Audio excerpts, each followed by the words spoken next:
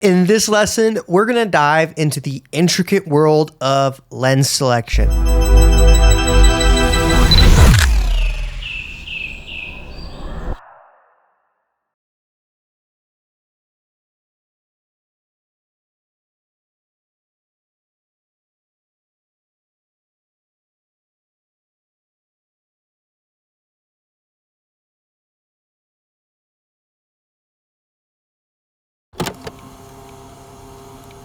Lenses are really what makes or breaks your images, so having a wide selection of quality lenses is crucial as a photographer. Lenses can be very expensive, however, they are a safer investment to make as lenses can last you a lifetime, while a camera body can be put out of commission in just a few years. This fact alone is why I suggest you place more of your budget into your lenses rather than the newest camera bodies on the market. So defining a lens is actually a set or series of glass elements that are assembled together to project your image onto your camera sensor. It's very similar to our eyes. The way these elements are constructed will determine the effective focal length of the lens. Essentially, the focal length is just a measurement from the distance of the optical center of the lens, or you may also hear this referred to as a nodal point. That's all the science we're going to get into right now, but this is very important to understand moving forward as we start talking about the functions of lenses.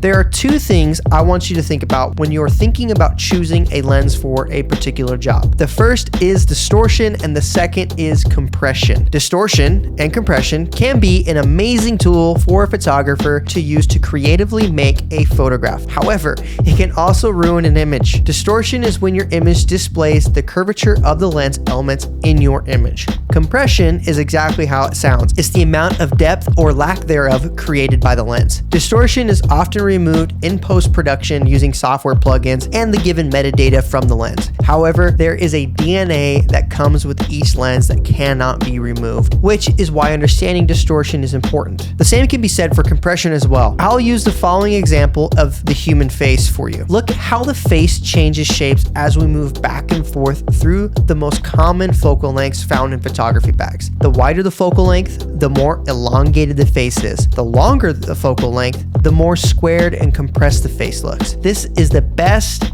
demonstration I can think of to show you guys how lenses are all unique and different, and how understanding each lens's DNA is crucial in building out your toolkit as a photographer. I will be teaching you guys how to utilize compression and distortion to create stunning photos throughout the course. But now that you understand how changing focal lengths can alter your images, let's talk about how to build out a kit. First off, there are two types of lenses. There's zoom lenses and prime lenses. Zoom lenses allow for the ability to move between a range of focal lengths, i.e. a 24 to 70 millimeter or a 70 to 200 millimeter. Prime lenses are a fixed focal length, i.e.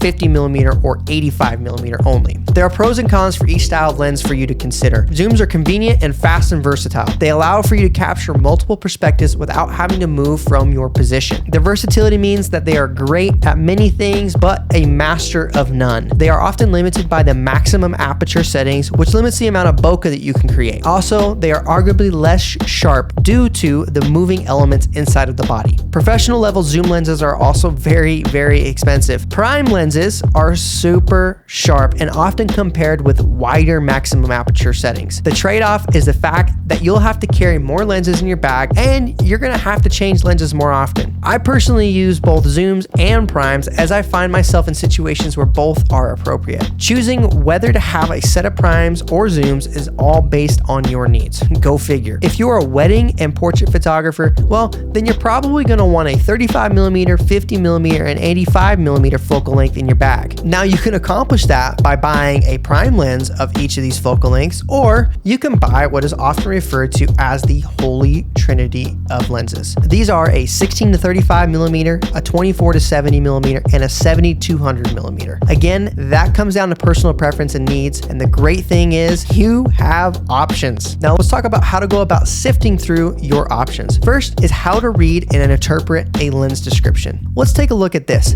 A Canon RF 50mm f1.2L USM lens. The first thing that jumps out is the 50mm. This is the only focal length listed, which means that this is a prime lens. The first two words gives us the brand and the mount option this lens is made for. This is very important to note, as brands have multiple mount options for their various camera bodies. For example, Canon has an EF mount, EFS mount, RF mount, and M mount. This ties back into our camera body section when I mentioned that you need to pick a body that can grow with you. And part of that growth is ensuring you can invest in lenses that will transfer to future camera bodies. Companies have mounts for full frame and crop sensors and lenses made for DSLR and mirrorless cameras.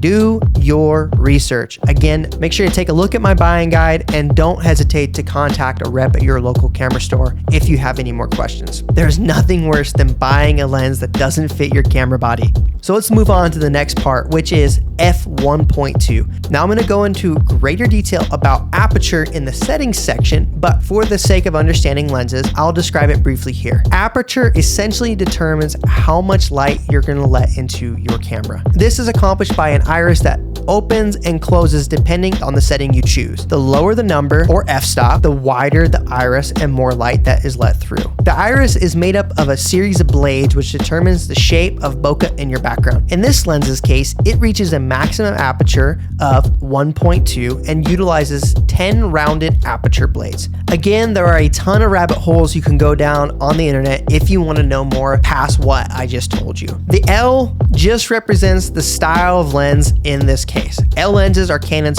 premium family of lenses, and the USM refers to the focusing motor of the lens that Canon uses. Now let's look at two more examples here. The Sony FE 16-35mm f2.8 GM lens and the Sigma 150-600mm f5 to 6.3 DG OS HSM contemporary lens. That's a mouthful. For the first one, the first two words are again refer to the brand and the mount classification. We know that this is a zoom lens from the fact that it says 16-35mm, and we know the maximum aperture is f2.8. From what we learned earlier, we know that this lens will let less light in than the 50mm 1.2 lens due to the f-stop value being a larger number. The GM refers to G Master, which is Sony's premium lineup of lenses, and voila, that's that. The second lens might be a bit more tricky to decipher, as this is what's called a third-party lens, meaning this is a lens that is produced by a different company for another company's camera body. Sigma is the name of this brand, and we know that this is a zoom lens from the two different focal lengths provided. The difference here is the fact this lens has multiple f-stop numbers. All that this is saying is that the more you zoom in, the higher your maximum aperture value will be. So at 600mm, you will only be able to shoot at a maximum aperture of f6.3, unlike at 150mm where you'll get to shoot at an aperture of f5. This is common for zoom lenses, especially in the budget tiers and large focal length ranges like this particular lens. Now, if you remember from the camera body section, I mentioned that crop sensor bodies will typically have either a 1.6 to 2x crop factor, which alters the focal length of your lens. This is important to remember when building out your kit, as your body may alter what lenses you buy to fill in your particular gaps. Zoom lenses with a consistent aperture of f2.8 are typically the maximum f-stop you will find. These lenses are also very expensive. The budget options will usually have a variable aperture, or you can purchase zoom lenses with a consistent f-stop of f4, which are great alternatives